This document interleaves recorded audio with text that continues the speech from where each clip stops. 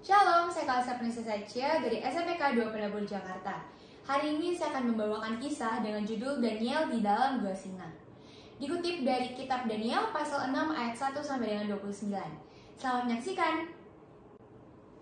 Darius orang Media menerima pemerintahan ketika ia berumur 62 tahun. Ia berkenan mengangkat wakil-wakil raja dan juga 3 pejabat tinggi atas kerajaannya. Daniel adalah salah satu dari ketiga orang itu. Daniel ini melebihi para pejabat tinggi dan juga wakil raja karena ia mempunyai roh yang luar biasa dan juga beroleh hikmat serta kebijaksanaan. Raja sendiri pun bermaksud untuk menempatkannya atas seluruh kerajaannya. Para pejabat tinggi dan wakil raja tidak suka terhadap Daniel, sehingga mereka mencari alasan dakwaan terhadap Daniel ini dalam hal pemerintahan. Mereka juga mencari-cari kesalahan Daniel, tetapi tidak dapat menemukannya, sebab Daniel ini adalah seorang yang setia dan juga tidak bercela. Meskipun begitu, mereka tetap berusaha dan tidak menyerah untuk menjatuhkan Daniel.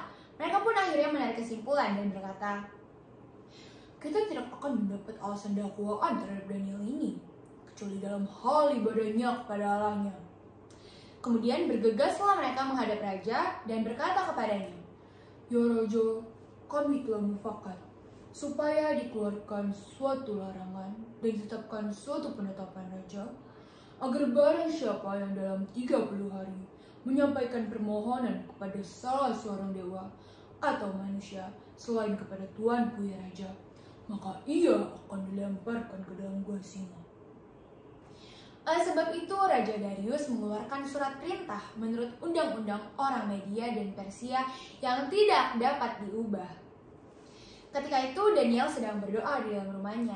Ia mempunyai kebiasaan untuk berdoa dan memuji Allah 3 kali dalam sehari. Orang-orang yang mengetahui hal itu pun bergegas-gegas mendatangi rumah Daniel dan masuk ke rumahnya, mendapati ia sedang berdoa dan bermohon pada Allahnya. Kemudian dibawalah ia menghadap kepada raja, lalu kata mereka kepada raja, "Daniel, salah seorang buangan dari Yehuda, tidak mengindahkan tuanku ya raja, dan tidak mengindahkan larangan yang tuanku keluarkan, tetapi 3 kali sehari ia mengucapkan doanya." Ketika mendengar hal itu, maka sangat sedihlah raja. Ia berusaha mencari cara untuk melepaskan Daniel dan menolongnya. Tetapi menurut undang-undang orang Media dan Persia, tidak ada penetapan raja yang dapat diubah.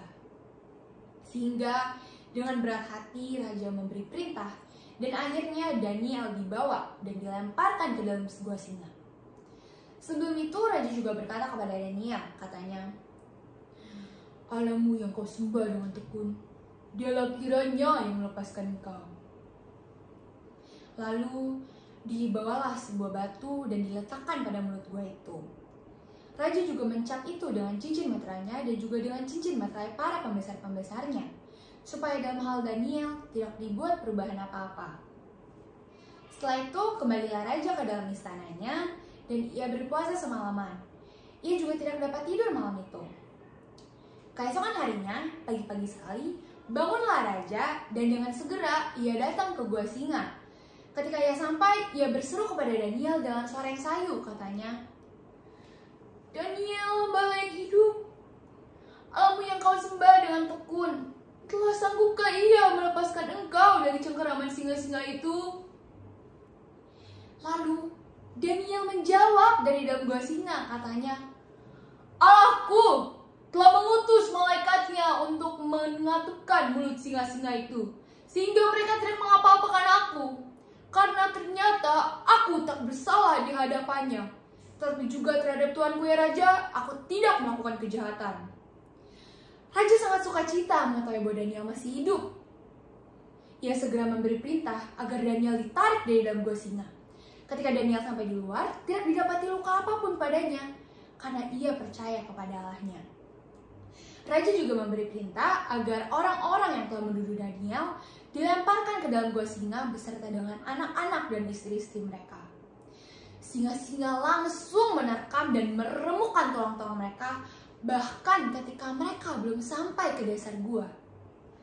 Setelah itu, raja juga memberi perintah agar dikeluarkan surat kepada orang-orang di seluruh bumi yang berbunyi, "Bersama ini kuberikan perintah bahwa di seluruh kerajaan yang kukuasai, orang-orang harus takut dan gentar kepada Allahnya Daniel, sebab dialah Allah yang hidup, yang kekal untuk selama-lamanya. Pemerintahannya tidak akan binasa, dan kekuasaannya tidak akan berakhir. Dia yang melepaskan dan menolong, dia yang mengadakan tanda dan mujizat di langit dan di bumi. Dia yang telah melepaskan Daniel dari cengkeraman singa-singa. Meskipun kisah ini terjadi di Perjanjian Lama, kita dapat menarik moral dari kisah ini, yaitu kita belajar dari pribadi seorang Daniel agar menjadi seorang yang teguh dan yakin dalam memegang kebenaran yang diyakini. Meskipun nyawa Daniel dipertaruhkan, ia tetap yakin dan percaya bahwa Allah yang ia sembah adalah Allah yang benar dan sanggup menyelamatkan. Dari sini kita belajar agar menjadi pribadi yang berani dalam memegang kebenaran yang diyakini. Sekian dari saya, terima kasih dan Tuhan Yesus memberkati.